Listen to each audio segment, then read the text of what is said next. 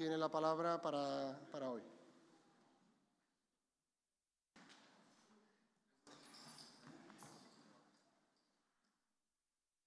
Buenos días nuevamente a todos los presentes y también a los internautas que se conectan.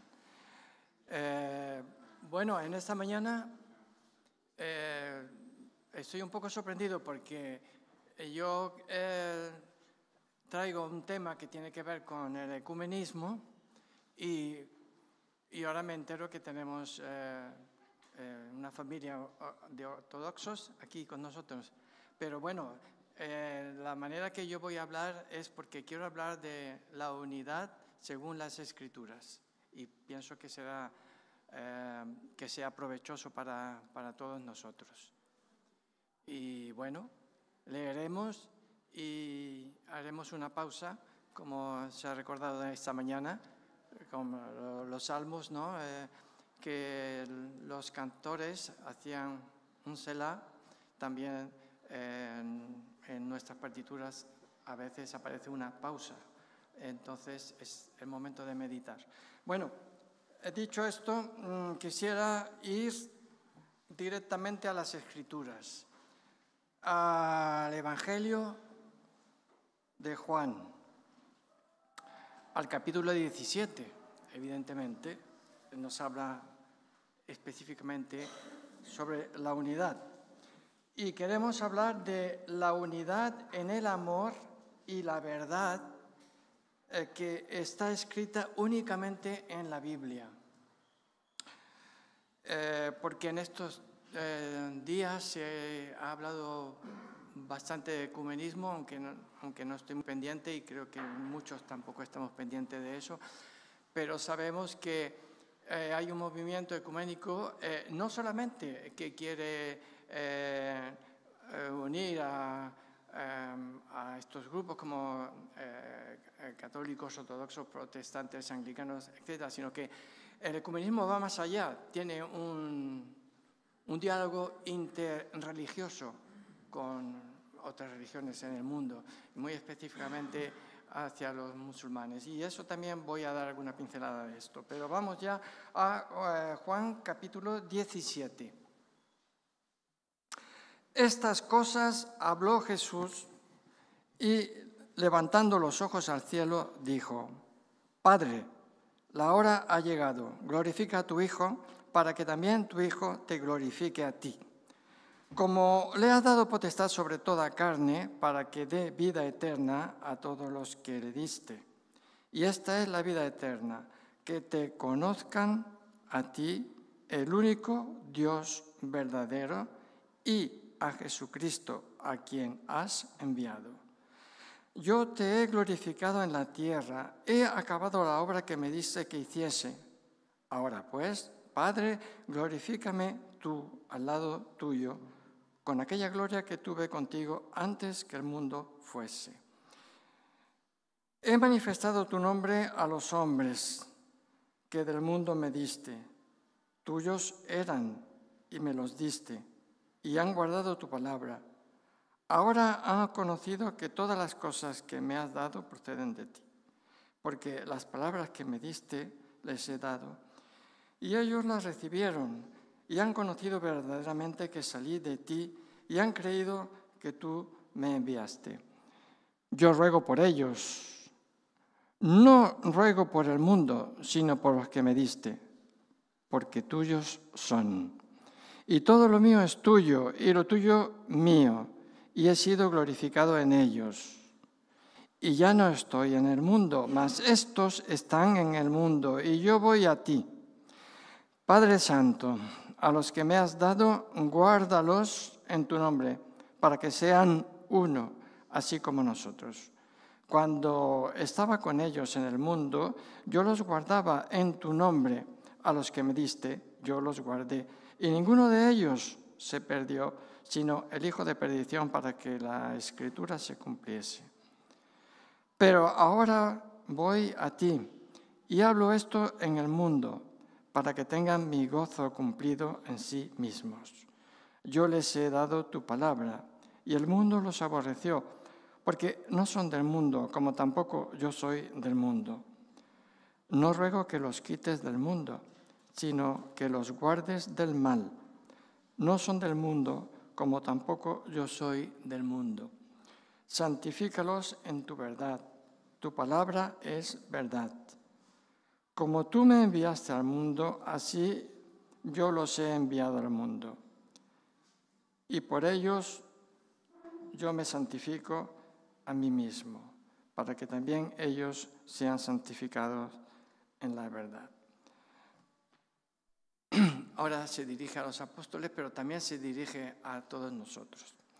Mas no ruego solamente por estos, sino también por los que han de creer en mí por la palabra de ellos, para que todos sean uno, como tú, oh Padre, en mí y yo en ti, que también ellos sean uno en nosotros, para que el mundo crea que tú me enviaste. La gloria que me diste yo les he dado para que sean uno, así como nosotros somos uno. Yo en ellos y tú en mí, para que sean perfectos en unidad, para que el mundo conozca que tú me enviaste y que los has amado a ellos como también a mí me has amado. Padre, aquellos que me has dado, quiero que donde yo estoy también ellos estén conmigo, para que vean mi gloria que me has dado, porque me has amado desde antes de la fundación del mundo. Padre justo, el mundo no te ha conocido, pero yo te he conocido, y estos han conocido que tú me enviaste, y les he dado a conocer tu nombre, y lo daré a conocer aún, para que el amor con que me has amado esté en ellos y yo en ellos. Dios bendiga la lectura de su palabra. Hay otro pasaje, pero lo veremos también para tener una base firme bíblica del desarrollo del comentario de esta mañana. En Efesios 4, vamos a leer del 1 al 16. Efesios 4, 1 al 16. Yo, pues, preso en el Señor, os ruego que andéis como es digno de la vocación con que fuisteis llamados, con toda humildad y mansedumbre, soportándoos con paciencia los unos a los otros en amor, solícitos en guardar la unidad del Espíritu en el vínculo de la paz, un cuerpo, un espíritu, como fuisteis también llamados en una misma esperanza de vuestra vocación, un Señor, una fe, un bautismo, un Dios y Padre de todos, el cual es sobre todos y por todos y en todos. Pero a cada uno de nosotros fue dada la gracia conforme a la medida del don de Cristo, por lo cual dice, subiendo a lo alto llevó cautiva la cautividad y dio dones a los hombres. Y eso de que subió, ¿qué es? Sino que también había descendido primero a las partes más bajas de la tierra. El que descendió es el mismo que también subió por encima de todos los cielos para llenarlo todo. Y él mismo constituyó a unos apóstoles, a otros profetas, a otros evangelistas, a otros pastores y maestros, a fin de perfeccionar a los santos para la obra del ministerio, para la edificación del cuerpo de Cristo, hasta que todos lleguemos a la unidad de la fe y del conocimiento del Hijo de Dios, a un varón perfecto. Ese varón perfecto, evidentemente, se refiere al Señor Jesucristo, al que debemos imitar y crecer, a la medida de la estatura de la plenitud de Cristo, para que ya no seamos niños fluctuantes, llevados por doquiera de todo viento de doctrina, por estratagema de hombres que para engañar emplean con astucia las artimañas del error, sino que, siguiendo la verdad en amor, crezcamos en todo en aquel que es la cabeza, esto es Cristo, de quien todo el cuerpo, bien concertado y unido entre sí por todas las coyunturas que se ayudan mutuamente según la actividad propia de cada miembro recibe su crecimiento para ir edificándose en amor. Bien, hemos recordado lo que Jesús pide a los apóstoles y para todos nosotros en esta oración. Guárdalos, presérvalos, santifícalos para que vean mi gloria y estén conmigo para siempre. Eso es lo que el Señor pide también en esta oración. Y algo que nos llega muy a nuestra alma en esta oración es la palabra Padre. Padre, porque nunca antes nadie se había atrevido a llamar a Dios Padre. Y con esta nueva relación, Jesús se convierte en Hijo de Dios y por lo tanto igual a Dios. Y esto irritaba mucho a los judíos porque eso de ser igual a Dios es lo que en una ocasión incluso intentaron apedrearle. Y también el Señor Jesús nos enseña que por medio de Él nos ha convertido en hijos adoptivos de Dios, porque sabemos que no podemos ser hechos hijos de Dios si no es a través de Jesucristo, como afirma la misma palabra. Él nos ha dado la potestad de ser hechos hijos de Dios, para que también nosotros de esta forma podamos llamar a Dios Padre, como Padre nuestro. También lo que también aquí llama la atención es que Jesús dice, ha llegado la hora, ha llegado la hora. Dios lo ha cronometrado todo y cumple siempre su plan en el momento exacto. Sabemos que para nosotros no existe el azar, la casualidad. Y en esta oración se pone también de relieve nuevamente en la sexta petición que Jesús hace por cada uno por ti, por mí, por cada uno de nosotros, y es esta, que todos sean uno. El Señor quiere que todos seamos uno. Esta oración ha sido llamada, creo que es lógico, la oración de la unidad. La oración de la unidad. Pero sabemos también que esta oración ha sido tomada para algunos para decir todo lo que la oración no nos dice.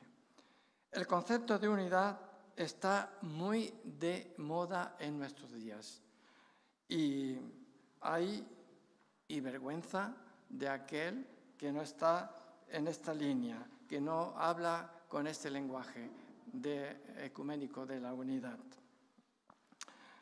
Muchos dicen que tenemos el mismo Dios.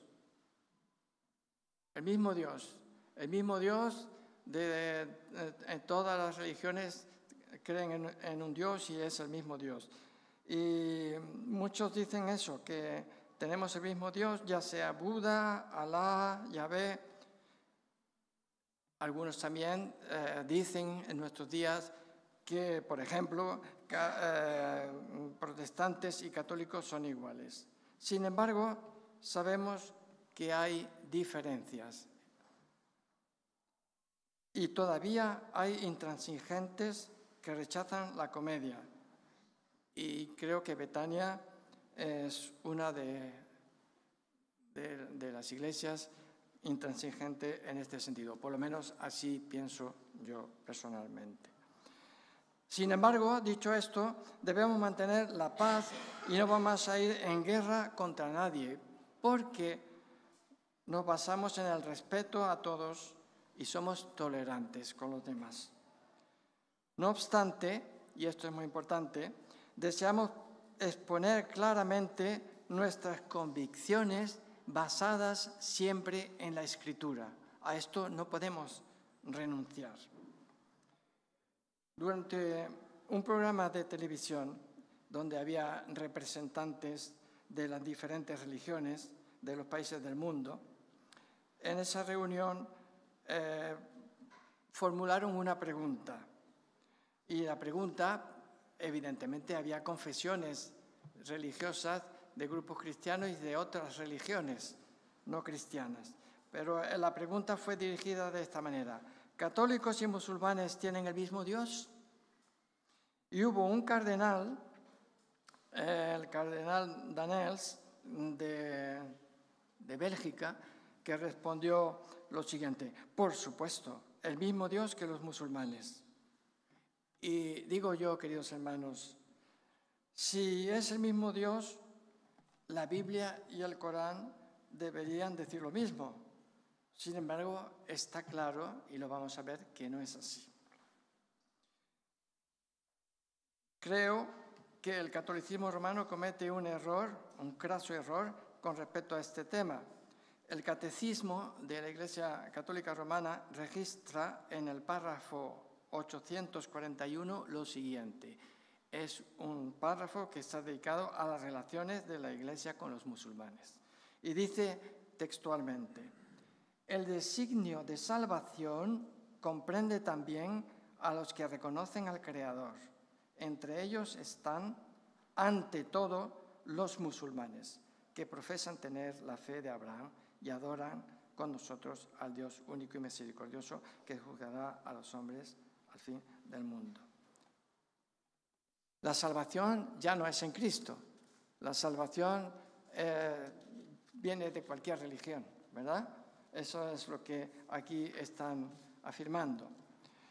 Pero sabemos que en el Islam Jesús no es Dios hecho carne. Tengo incluso referencia de la sura donde esto viene. Si alguien quiere contrastarlo y tiene un Corán lo puede ver. Pero mientras que en el cristianismo Jesús es Dios hecho carne. Tenemos citas como Juan 1:1, ¿no? que claramente Jesús es Dios hecho carne. Colosenses 2:9 también. En el registro bíblico Jesús fue crucificado, pero en el Islam también aparece para los musulmanes que no es así, que esta es otra diferencia irreconciliable entre ambas religiones con respecto a Dios y quién es Cristo. De forma errónea, el Islam también afirma que el Consolador es su profeta, mientras que nosotros sabemos que es el Espíritu Santo, Juan 14:26, por ejemplo.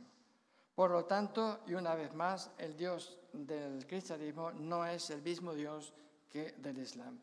El Islam dice que Jesús no es hijo de Dios.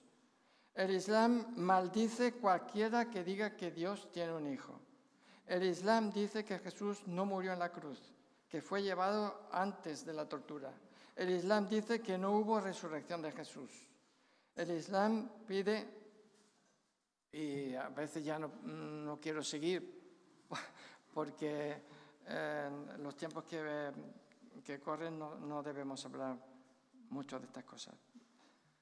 Pero bueno, lo voy a decir. El Islam pide a los musulmanes que maten a todos los infieles. Eso lo sabemos, no me estoy inventando nada. Todos entendemos que no es el mismo Dios quien habla en el Corán y la Biblia, porque el lenguaje de la Biblia no es el mismo. En 1 de Juan 4:2-3 está bien especificado que el que niega que Jesús es el Hijo de Dios encarnado es el anticristo. Tengámoslo bien claro. Sin embargo, algunos están dispuestos a decir que todos tenemos el mismo Dios. Bien, vamos a pasar entonces a la segunda parte que yo hacía referencia también en la introducción. Cuando alguien declara que no hay diferencia entre católicos y protestantes, no es honesto. No es honesto porque hay que saber que la Iglesia Católica sigue siendo una iglesia irreformada. Por mucho aspecto evangelístico que a veces veamos en ellos, de momento que no dicen no tenéis que hacer lo que hemos enseñado antes, sino que hablamos del Evangelio, pero mantenemos todos nuestros dogmas y todas nuestras creencias a lo largo de la historia. Y por eso crea más bien confusión. Por eso quiero destacar en esta mañana que hay diferencias. Nosotros no oramos, rezamos, como se ha recordado esta mañana, por los muertos, porque la Biblia dice y enseña que eso es una abominación. No creemos en la infalibilidad del Papa, porque solo Dios es infalible. No creemos en el purgatorio. No creemos en las indulgencias plenarias para llegar más rápidamente al cielo. No creemos que María sea mediadora entre Dios y los hombres. No rezamos el rosario. No creemos en rezarle a María, ni a los santos, ni a las personas que amamos para pedirles favores de Dios.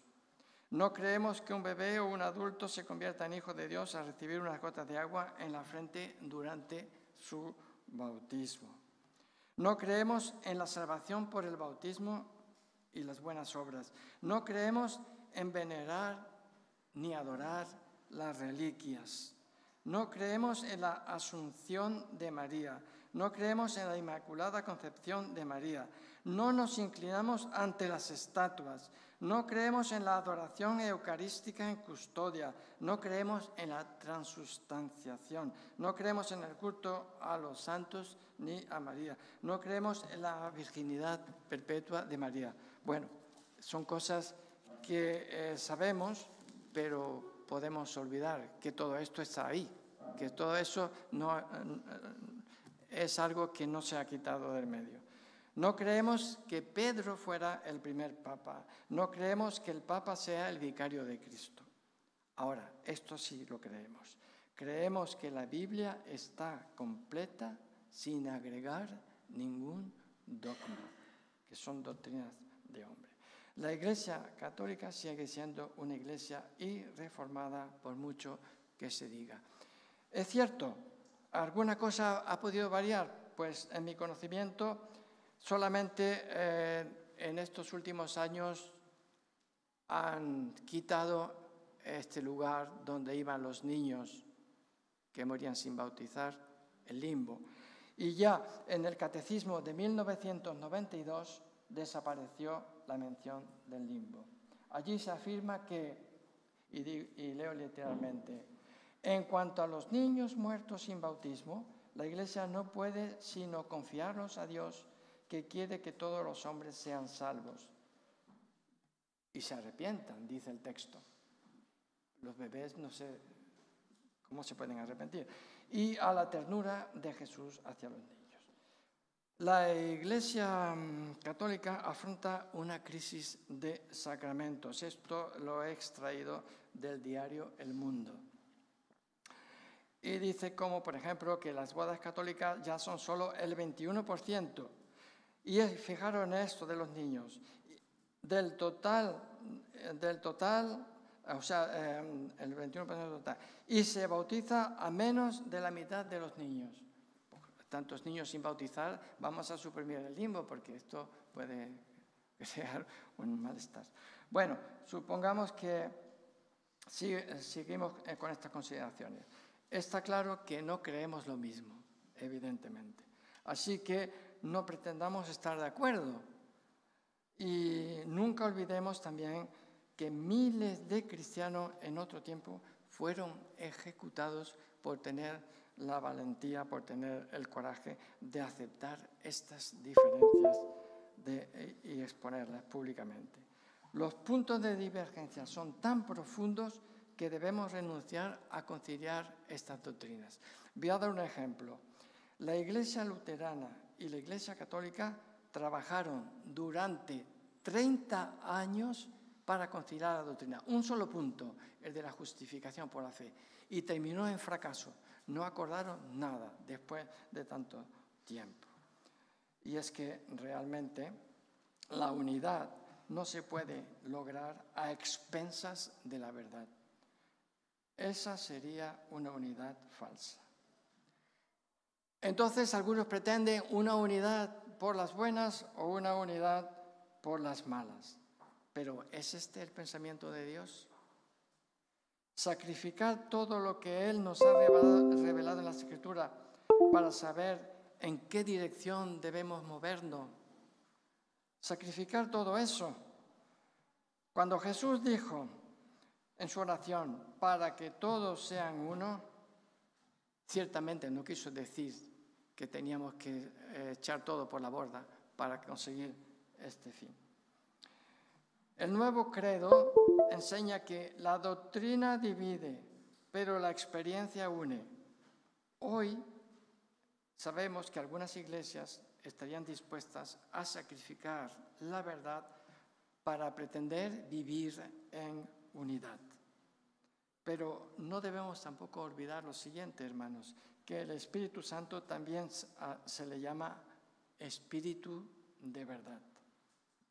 El amor sin verdad se convierte en un amor peligroso. Debemos profesar la verdad y la unidad es el fruto de la verdad. La unión de amor y verdad están siempre en el pensamiento de nuestro Dios. El fruto de la unidad debe crecer en el árbol de la verdad.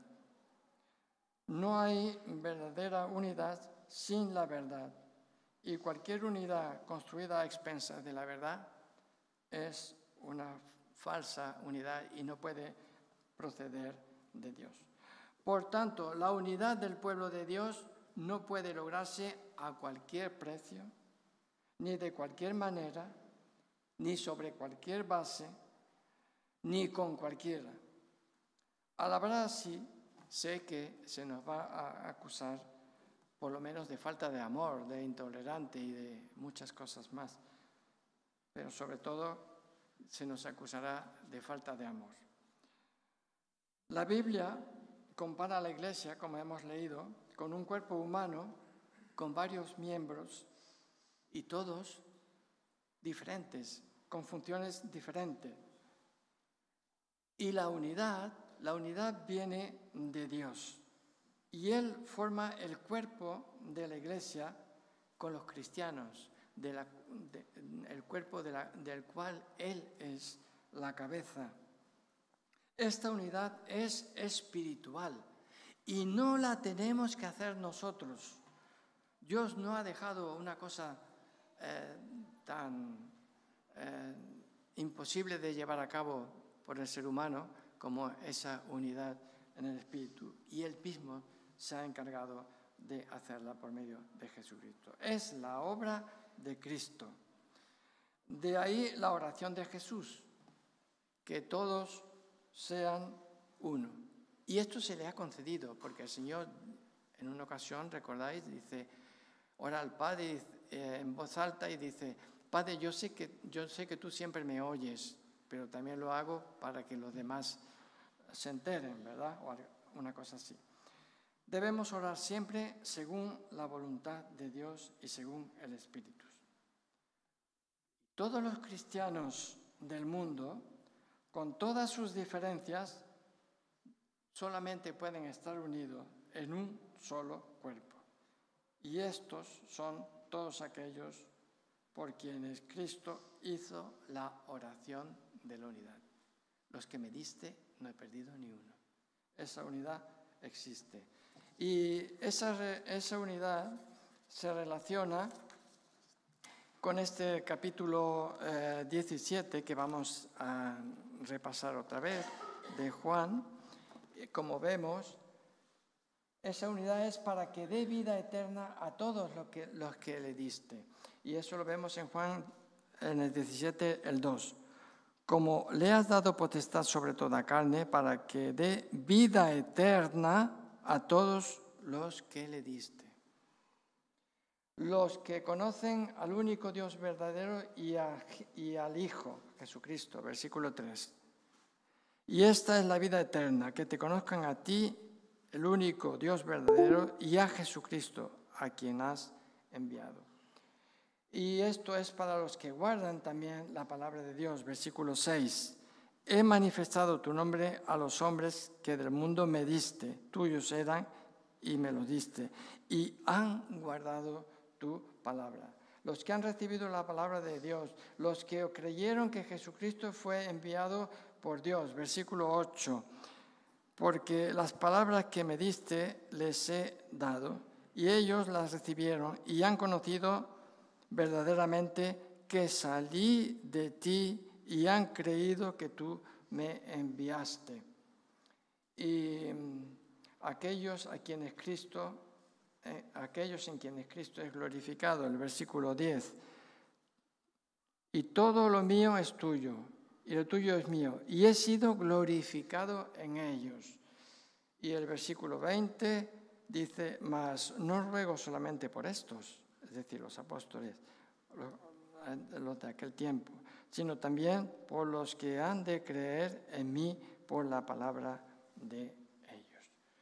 Lo que significa que esta oración nos permite también denunciar cualquier falsa unidad.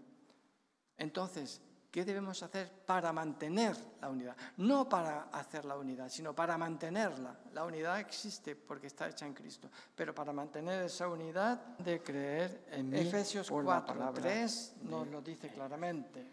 Lo que significa que esta oración nos permite también mantener la unidad en el vínculo de la paz. ¿Qué debemos hacer para mantener la unidad? No para hacer la unidad, sino para mantenerla. La unidad existe porque está hecha en Cristo, pero para mantener esa unidad de creer en mí. Efesios 4. Pero ¿cómo mantener esa unidad? Y ahora ya una aplicación práctica para nosotros. Pues esa unidad la haremos como en el día de hoy, reuniéndonos